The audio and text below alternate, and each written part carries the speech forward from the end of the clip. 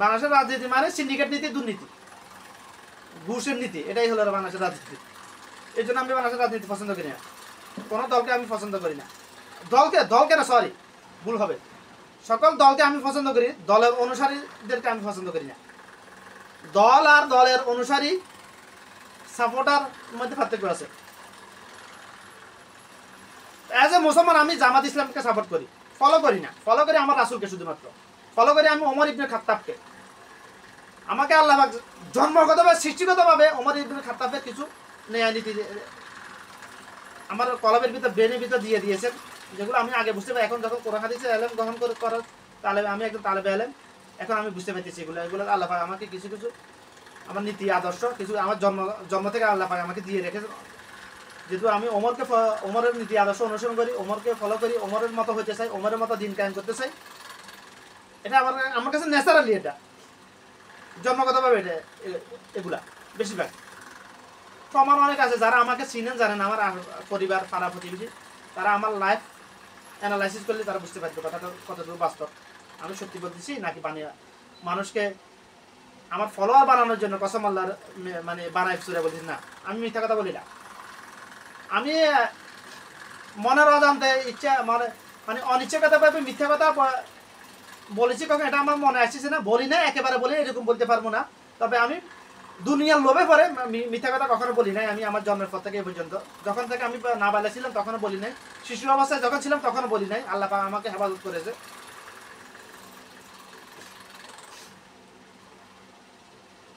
18 বছর পর্যন্ত আমি আমার মা বাবার সাথে একটা মিথ্যা কথা বলি নাই।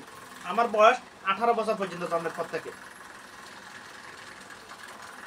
এখনো আমি দুনিয়ার লোভে কখনো মিথ্যা কথা বলি না। আমি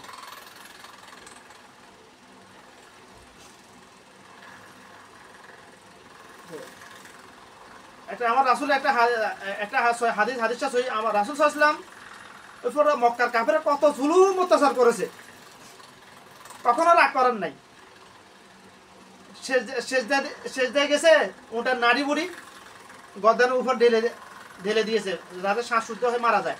এত জুলুম অত্যাচার, কখনো রাগ করে না, বদয়া করেন না। তারপরও কিন্তু যখন আমার রাসূলের সামনে কেউ মিথ্যা কথা বলতো, সারাদিন ওটা ধরাইতো নাকি, সারাদিন ওটা খালি যুদ্ধ, খালি ও কেন মিথ্যা কথা বললো, ও যতক্ষণ পর্যন্ত না যে মিথ্যা কথা সে তবা না করছে আমার রাসূলের সামনে এসে, তার ভুল স্বীকার না করছে, ততক্ষণ সে এটা সারাদিন এটা ভুলতে পারতো না। অভ্যাসটা আমার মধ্যে কিভাবে চলে আসে আমি জানি না। আমি মিথ্যা কথা সহ্য করতে পারি না, কসম আল্লাহ। আমি সব কিছু আমার সহ্য হয়, মিথ্যা কথা বললে আমার সহ্য হয় না। কেন সহ্য না? মুসলমান কেন মিথ্যা কথা বলে? মুসলমান কেন মিথ্যা কথা বলে? আমার মানে কলবের ভিতরে এটা ঢুকা মানে স্থাপন হয়ে গেছে, মানে ন্যাচারালি কখন আমি জানি না। এই জন্য আমার মিথ্যা কথা আমি সহ্য করতে পারি না। সে আমার মা হোক, বাপ হোক, আমার ওয়াইফ হোক, যে হোক না কেন। আমার মেয়ে ছোট, 3 বছর বয়স, আমার মেয়েকে আমি এখনো মিথ্যা কথা বলি না কখনো। এখনো বুঝে না, এখন মুখের ভাষা এখন ফুটে নাই পুরোপুরি। তো এখনো আমার ওয়াজ এগুলাই, মিথ্যা কথা বলবে না, মিথ্যা কথা বলিও না। ও কি এখনো মিথ্যা কথা কারাবো এটা জানে? মিথ্যা কথা যদি মিথ্যা কথা বলি না, ও রিপ্লাই করে তোতা পাখির মতো, মিথ্যা কথা বলিও না, এরকম। যেটা বলবেন ওটাই আপনাকে রিপ্লাই করবে আমার মেয়ে। আলহামদুলিল্লাহ, যেমনটা আমি আল্লাহ পাক কাছ থেকে চেয়েছি তেমনই আল্লাহ পাক নমুনা দেখাইতেছে আমাকে। 2 দিনের মধ্যে আমি আলহামদুলিল্লাহ আমার মেয়েকে আমি কালিমা তৈয়্যিবা মুখস্থ করাইছি। আমার মেয়ে দুনিয়াতে আসার পরে যখন বুলি ফুটছে, মুখ ফুটছে, বুলি ফুটা বলে আমাদের দেশে মানে লোকাল ভাষায়, আমার মেয়ের প্রথম শব্দ ছিল আল্লাহ। এটা আমার নির্দেশ ছিল, আমার স্ত্রীকে আমার নির্দেশ ছিল, যখন আমার মেয়ের মুখ ফুটবে প্রথম শব্দ আমার আল্লাহ, আমার আল্লাহকে চিনাইবা। আমাকে চিনানোর দরকার নেই, আমাকে তো এমনি চিনবে। বা আমাদের দেশের মানে কালচার হলো, শিশুরা যখন বুলি ফুটে তখন মানে মুরব্বীরা শিখায় দাদা, নানা, আব্বা, আব্বু বলো, আম্মু বলো, এটা শিখায় না। আমার নির্দেশ ছিল এগুলা না, এগুলা বলবে না, এগুলা অটোমেটিক সে শিখে যাবে, ন্যাচারালি আসবে। প্রথম যখন বলি তখন শিখে আমার আল্লাহ। তখন আমার মেয়ে যখন 1 বছর বয়স ছিল, 1 বছর আগে তার বুলি ফুটে না, 1 বছর থেকে 1-1.5 বছর বয়স, তখন আমার মেয়ে যখন এটা শিখে তখন আমার মেয়ে সবসময় বলতো আল্লাহ। এখনো বলে, উঠতে বসতে নিজে নিজে বলতো আল্লাহ আল্লাহ, মানে বসা থেকে উঠতেছে নিজে নিজে বলতে আল্লাহ, কে বলা লাগবে না, ওটা তার কলমের ভিতরে ঢুকে গেছে। আমরা যদি আমাদের সন্তানকে এভাবে যদি কলে দিলে ভিতরে ইমান ঢুকাইতে পারি, তাহলে আমাদের বৃদ্ধাশ্রমে যেতে হবে না ভাই, বৃদ্ধাশ্রমে যেতে হবে না। তো বৃদ্ধাশ্রমে যাওয়ার জন্য মা বাপ দায়ী। পৃথিবীর যত মা বাপ বৃদ্ধাশ্রমে আছে, মানে মুসলমান মা বাপ সবাই সবাই বৃদ্ধাশ্রমে যাওয়ার জন্য সবাই দায়ী। আপনার কর্মফল আপনাকে ভোগ করতে হবে ভাই। আমার কর্মফল আমাকে দুনিয়া এবং প্রত্যেক মানুষ, প্রত্যেক আদম সন্তান যার যার কর্মফল দুনিয়া এবং আখিরাতে তাকে ভোগ করতেই হবে। ওয়াল্লাহি আল্লাহর কসম, শুধু আখিরাতে না, আমি আবার প্রত্যেক আদম সন্তান যার যার কর্মের ফল ভালো হোক খারাপ হোক,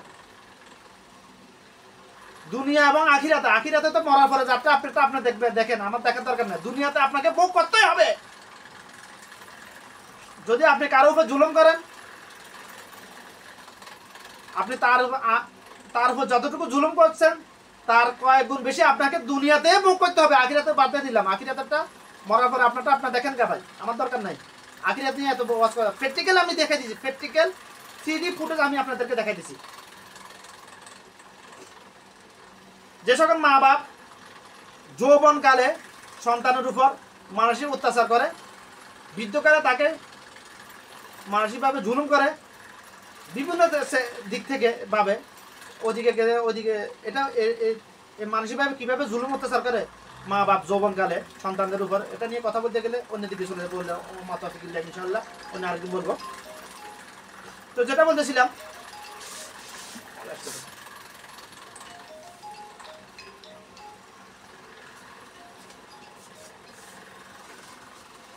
যে সকল মা বাপ যৌবনকালে সন্তানদের উপর মানসিকভাবে অত্যাচার করে,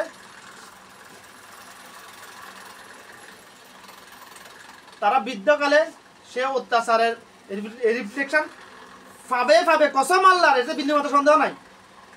আমি সন্তানকে মা বাপের নাফরমানি করার কথা বলতেছি না। আমার একটা লেকচার আছে গত কয়েকদিন আগে, আমি বলছি অনেক আগে থেকে, আমি বছর আগে থেকে আমি লেখালেখি করে গেছি। আমার 500-র উপরে টোটাল লেখালেখি আর্টিকেল লেখা আছে কোরআন হাদিস নিয়ে, বাস্তব প্রমাণ নিয়ে, প্র্যাকটিক্যাল প্রমাণ উপস্থাপন করে। দুনিয়া এবং আখিরাতে সফলতার জন্য, সফলতা কিভাবে পাইতে হবে এটা নিয়ে আমার 500-র উপর আর্টিকেল লেখা আছে। সবগুলো এক জায়গায় সংরক্ষণ নাই। তো যাই হোক, যেটা বলতেছিলাম,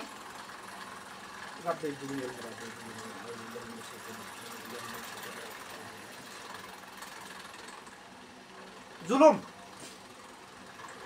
পৃথিবীর সব কিছু পরিবর্তন করা যায়, মা বাপ পরিবর্তন করার কোনো অপশন নাই। কেন অপশন নাই? এটার পিছনে তো অবশ্যই কোনো কারণ আছে, ওটা বলবো ইনশাল্লাহ অন্য আরেকদিন। কথা বলেছিলাম কয়েকদিন আগে, আমার মোবাইল চেঞ্জ হয়ে গেছে, মোবাইল কোনো জায়গায় একটা সমস্যার কারণে কালকে মোবাইলের মেমোরি ফুল হয়ে গেছে, এই জন্য মোবাইল চেঞ্জ করে ফেলেছি, আমি রিপ্লেস করছি, ওটা দিয়ে আরেকটা পরিবর্তন করে নিয়েছি। ওই জন্য আমার কিছু গুরুত্বপূর্ণ কথা, যেগুলো কথা বলতে কষ্ট হয়, তো ভাই কথা বলতে অনেক কষ্ট হয়, পানি খাওয়া লাগে, তো আল্লাহ যতটুকু তৌফিক দিয়েছে ততটুকু বলতেছি। কথা বলতে অনেক কষ্ট, যারা কথা বলে তারা জানে এটা।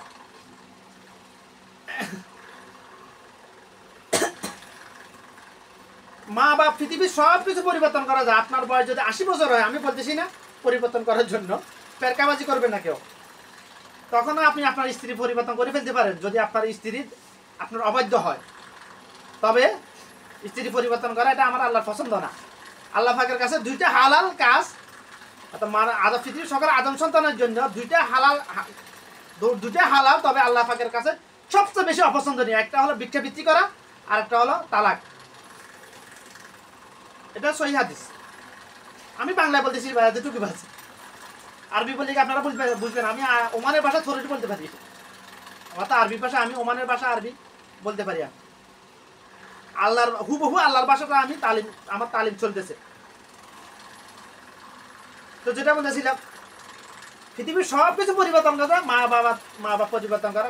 যদি মা বাপ কাফেরও হয়, আপনি যদি হিন্দুর ঘরে জন্মগ্রহণ করেন, যদি খ্রিস্টানের ঘরে যদি আপনি ইসলাম ধর্ম গ্রহণ করেন, আপনার জন্য নির্দেশনা, আপনি তাদের সাথে বসবাস করতে পারবেন না, তবে তাদেরকে ছাড়তে পারবেন না। তাদের সাথে বসবাস করা আপনার যে অনুচিত উত্তম, বসবাস না করাটা উত্তম, তবে নিষেধ নাই। তাদের সাথে একে পরিবারে একই সাথে খাবার খেতে পারবেন, আপনার মা বাপ হোক। যদি মা বেশ্যা হয়, সে আপনার জন্য মা, সে আপনার জন্য মা, অন্য কোনো কথা নাই এখানে, ওয়াজ নাই। আর কিভাবে বুঝাবো ভাই? সে যদি মা বাপ কাফের হয়, আপনার মা বাপ তারা আল্লাহর নির্দেশ পৃথিবীর সকল আদম সন্তানের জন্য, জমিনে আল্লাহর পরে মা বাবা স্থান একজন আদম সন্তানের জন্য। সেজদা নিয়ে 3টে হাদিস আছে। কালা রাসূলুল্লাহ সাল্লাল্লাহু আলাইহি ওয়াসাল্লাম, রাসূল সাল্লাল্লাহু আলাইহি ওয়াসাল্লাম বলেছেন, যদি আল্লাহ ছাড়া কাউকে সেজদা করা জায়েজ থাকতো, তাহলে পৃথিবীর সকল আদম সন্তানকে আল্লাহ পাক নিজে দিত আমাকে সেজদা করার জন্য। আমার রাসূল নিজের কথা বলছেন। আরেকটা হাদিস, যদি আল্লাহ ছাড়া কাউকে সেজদা করা জায়েজ থাকতো, বিধান থাকতো আল্লাহ পাকের পক্ষ থেকে, তাহলে আল্লাহ পাকের নির্দেশ থাকতো পৃথিবীর সকল আদম সন্তান যেন তার মা বাপকে সেজদা দেয়। আল্লাহ ছাড়া তো এই কপাল কারো কাছে মাথা নত করতে পারবে না, সেজদা দেওয়া জায়েজ নেই, হারাম, ইমান চলে যাবে। সেহেতু এটা আল্লাহ পাক নিজের দেন নাই। তাহলে মা বাবার স্থান একজন সন্তানের জন্য কোথায়? তাহলে এটা বুঝতে পেরেছেন আশা করি। মা বাপ ইহুদি নাসারা না, মা বাপ যদি বেশ্যাও হয়, আপনি যদি নাউজুবিল্লাহ, এটা বলতেছি না কাউকে ছোট করে যান, যদি জারজ সন্তানও হয়ে থাকেন, আপনি তো আদম সন্তান, আপনার তো দোষ নাই। আপনার মায়ের পাপ করেছে, আপনার মায়ের নিজের হক নষ্ট করেছে, বা অন্য কারো হক নষ্ট করে নাই। যদি আপনার মা তওবা করে, আপনার মা আল্লাহ পাক মাফ করে দিবে। যদি বেশ হতো, তখন তবু তারপর আপনি আপনার মা অবাধ্য হতে পারবেন না। আপনার মা কোরআন সুন্নাহ সম্মত যা কিছু নির্দেশ করবেন সবকিছু আপনাকে মানতে হবে। তারপরও যদি কোরআন সুন্নাহর বাইরে নির্দেশ তারপরে অমান্য করে চলবেন, তবে কিন্তু মা অবাধ্য হতে পারবেন না, নাফরমানি করতে পারবেন না, বেয়াদবি করতে পারবেন না। এটা আমার কঠোর, ওয়াল্লাহি, আল্লাহ কসম। মানুষের জীবনে আদম সন্তানের দ্বারা যত পাপ কাজ আছে করে, আদম সন্তান শয়তানের অসহাসিত হয়ে যত পাপ কাজ করতেছে দুনিয়াতে, কোন পাপ কাজের শাস্তি দুনিয়াতে দিবে, আখিরাতে দিবে, এরকম কোনো জাল হাদিস নেই। শুধু একটা ছাড়া, শুধুমাত্র একটা পাপ কাজ ব্যতীত, মা বাপের নাফরমানি। মা বাপের নাফরমানি যে করবে, আখিরাতেরটা আরে বয়ান করার তো দরকার নেই। আখির ভাবে তোমারটা তুমি তো মরার পরে দেখবে, আমার কি বলার দরকার তোমাকে?